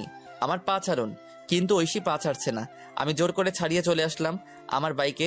ঐশী এসেছিল, কিন্তু আমি জোরে বাইক স্টার্ট দিয়ে অফিসে চলে আসলাম। অফিসে এসে কাজে মন বসছে না, কিভাবে বসবে? পুরনো ভালোবাসার মানুষকে দেখে ওদিকে ঐশী রাকিবের কাছে গেল আর বলতে লাগলো, ভাইয়া প্লিজ বলুন, এই হলো আমার হারিয়ে যাওয়া শাহরিয়ার। কি বলো? সে আমাকে রেখে বিয়ে করেছে, তবু আমাকে ক্ষমা করলো না। শাহরিয়ার বিয়ে করেননি? তাহলে মেয়ে? দাঁড়াও বলছি, আগে তানিশাকে ওদিকে পাঠাও। এরপর রাকিব তানিশাকে অন্য একটা নার্সের সাথে খেলতে পাঠালো। হাসপাতালে সবাই তানিশাকে চিনে আদর করে। বাসার পাশে হাসপাতাল হওয়ার কারণে কোনো সমস্যা হয় না। এরপর রাকিব ঐশীকে সবকিছু বলতে লাগলো। সব শুনে ঐশী চুপ করে রইল। ঐশী কোনো কথা বলছে না। ওনার মতো লোক বন্ধু হিসাবে পেয়েছি, এটাই অনেক। ওর বাসার ঠিকানা দেন।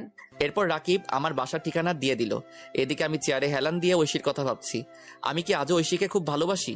নিজেকে নিজেই প্রশ্ন করলাম। তখনই দরজার কাছ থেকে কেউ বলে উঠলো, আসতে পারি স্যার? আমি না দেখে বললাম, আসুন। আমি তাকিয়ে তো অবাক, কারণ এটার কেউ না, এটা রাফা। দোস্ত, তুই কেমনে সম্ভব? তোর জন্য আমাকে রাঙামাটি আসতে হলো। তারপর বল, কেমন আছিস? ভালো, তুই? আলহামদুলিল্লাহ ভালো। এবার বল কি খাবি? এখন তোর মাথা, বাকিটা পরে দেখা যাবে। গুড। কতদিন আড্ডা হয় না। ঐশীর সাথে দেখা হয়েছে। আমি প্রশ্নটা শুনে চুপ করে রইলাম।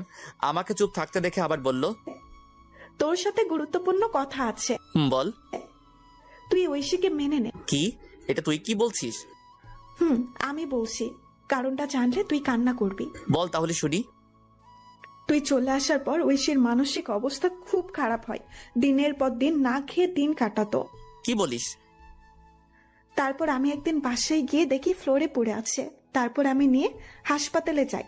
হাসপাতালে ডাক্তার বলে মানসিক অবস্থা খুব খারাপ, সুস্থ হতে 6 মাস লাগবে। 6 মাস ধরে চিকিৎসা চলছিল, কিন্তু সবসময় শুধু তোর। আমি তাকে আমার সাথে রাখি। আমি তো একটা মেয়ে, আমি বুঝতে পারি সত্যি এখনো মেয়েটা তোকে অনেক ভালোবাসে।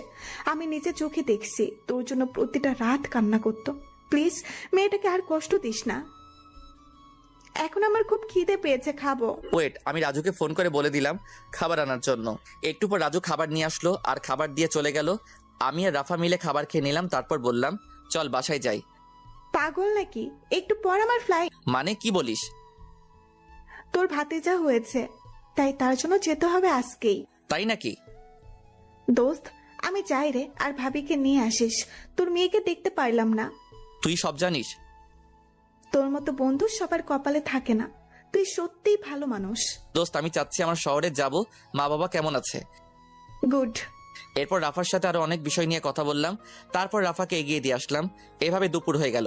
আমি দুপুরে বের হলাম আর সোজা চলে আসলাম হাসপাতালে, কারণ মেয়েকে নিয়ে যেতে হবে। তাই আমি এসে রাকিবের কেবিনে গেলাম।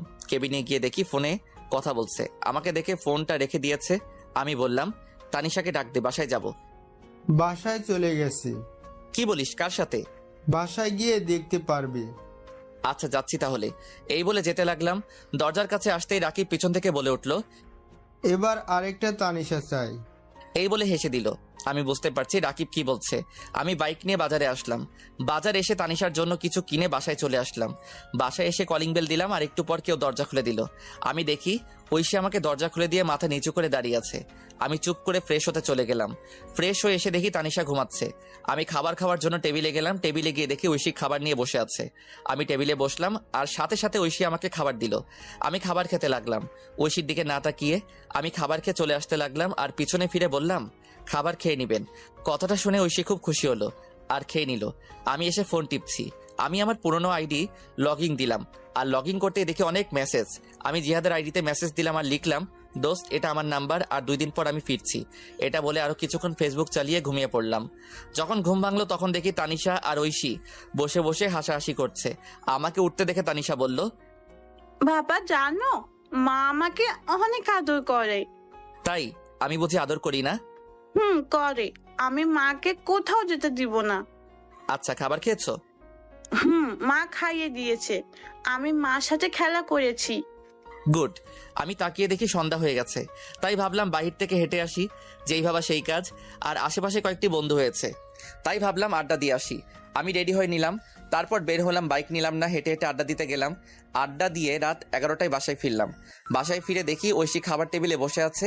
আমি যেতেই বলল, এতক্ষণ কই ছিলা? রাত কয়টা বাজে? বাহিরে আড্ডা দিলাম। আমি কখন থেকে বসে আছি। সরি। ঐশী এরপর খাবার খাইয়ে দিতে লাগলো। আমি না করলাম না। খাবার খেয়ে রুমে এসে শুয়ে পড়লাম। একটু পর ঐশী আসলো আর সোজা আমার বুকে আসলো। হচ্ছে কি? কেন বুঝতে পারো না? আমি প্রস্তুত না। আমাকে ক্ষমা করা যায় না? ক্ষমা অনেক আগে করেছি। তাহলে কাছে নিতে সমস্যা কি? ভালো লাগছে না। আমি মানবো না। মেয়ে আছে। আমি সানিকে শুধু বন্ধু ভাবতাম, আর আমার দেহ শুধু তোমার। আমি ঠাস করে চট দিলাম আর সরিয়ে দিলাম। ঐশী নিচে পড়ে গেল। আর তখনই পাশে একটা ফল কাটার ছুরি ছিল, ওটা দিয়ে হাত কেটে ফেললো। আমি সাথে সাথে উঠে পড়লাম আর গালে থাপ্পড় মারলাম। কিসের এত পাগলামি তোমার? তোমার পিচ্ছি বউয়ের অধিকার দাও। আমি তাড়াতাড়ি করে হাত ব্যান্ডেজ করে দিলাম আর বিছানায় শুয়ে দিলাম। ঐশীর উপর এত রাগ হচ্ছে, হাত কেন কাটবে? ইচ্ছে করছে আরো কয়েকটা চট দেই। দাও, তবুও তো তোমার ভালোবাসা পেলাম। উফ, কি যে করি। ঐশী তখন আমাকে ধাক্কা দিয়ে ফেলে পাগলের মতো চুমু দিতে লাগলো। আমি প্রথমে বাধা দিলাম, কিন্তু শুনলো না। একসময় আমিও নিজেকে কন্ট্রোল করতে পারলাম না। হারিয়ে গেলাম ভালোবাসার রাজ্যে। ফজরের সময় ঐশীর ডাকে ঘুম ভাঙলো। এই উঠো, গোসল করো, যাও। আরে ঘুমাতে দাও। পরে মেয়ে উঠে পড়বে। উফ, আর একটু। না, এবার উঠো তো, সারা রাত অনেক হয়েছে। এই বলে ঐশী উঠে ফ্রেশ হতে চলে গেল। ঐশী ফ্রেশ হয়ে নামাজে দাঁড়ালো। আমিও গোসল করে নিলাম। তারপর নামাজ আদায় করে আবার ঘুমিয়ে পড়লাম। ঘুম ভাঙলো তানিশার ডাকে। বাবাই, ও বাবাই, ওঠো, 11টা বাজে। আমি উঠে পড়লাম। তারপর ফ্রেশ হলাম। ফ্রেশ হয়ে রান্নাঘরে গিয়ে দেখি ঐশী কাজ করছে। দেখি ঐশী অনেক খুশি। আমি কাছে গিয়ে জিজ্ঞেস করলাম, আজ এত খুশি? অধিকার পেয়ে গেছি রাতে। মুচকি হাসি দিলাম। আজকে আমার বাসায় যাব। সত্যি? রেডি হও। আমি তানিশার কাছে আসলাম। এসে বললাম, আম্মু, আজকে তোমার দাদার বাসায় যাব। ও তাই? আচ্ছা, আমি রেডি হচ্ছি। তোমার আম্মুর কাছে যাও। ওকে বাবাই। এরপর তানিশা ঐশীর কাছে চলে গেল। আমিও ব্যাগ গুছিয়ে নিলাম। তারপর অনলাইনে টিকিট কাটলাম। বিকেলবেলা সবাইকে নিয়ে বের হলাম। যথাক্রমে সবকিছু শেষে চলে আসলাম নিজের শহরে, যেই শহর একদিন রাতের অন্ধকারে ঐশীর হাত ধরে ছেড়েছিলাম। তারপর গাড়ি দিয়ে আমাদের বাসার উদ্দেশ্যে রওনা দিলাম। এই কয়েক বছরে চারদিকে অনেক পরিবর্তন হয়ে গেছে। বাসায় যেতে যেতে রাত 8টা বেজে গেল। আমি গিয়ে কলিং বেল দিলাম। বেশ কিছুক্ষণ পর মা এসে দরজা খুলে দিল। তারপরে মা আমাকে দেখে জড়িয়ে ধরলো। আমিও মাকে জড়িয়ে ধরলাম। তুই আমাদের একবার বলতি, তোর জন্য আমরা কি না করতাম। মাফ করে দাও মা। পাশে কে? তোমার বৌমা আর নাতি। মা গিয়ে ঐশী আর তানিশার সাথে কথা বলতে লাগলো। আমি ভিতরে আসলাম, এসে দেখি বাবা, ভাইয়া, ভাবি আর একটা বাচ্চা ছেলে বসে আছে। আমাকে দেখে সবাই অবাক। তারপর আর কি, সবাই আমাকে ইচ্ছে মতো বকা দিতে লাগলো। অবশ্য মায়ের কথাই মেনে নিয়েছে। এখন আমরা খুব সুখী, নেই আর কোনো কষ্ট দুঃখ। তারপর আমি আমার রুমে গেলাম, রুমটা আগের মতোই আছে। আমি গিয়ে ফ্রেশ হয়ে নিলাম, তারপর শুয়ে পড়লাম। শরীর ক্লান্ত থাকে, কখন যে ঘুমিয়ে পড়লাম বুঝতে পারলাম না। ঘুম ভাঙলো ঐশী জড়িয়ে ধরাতে। আমি তাকিয়ে দেখে ঐশী আমার বুকে। ঘুম ভাঙলো তাহলে? কয়টা বাজে?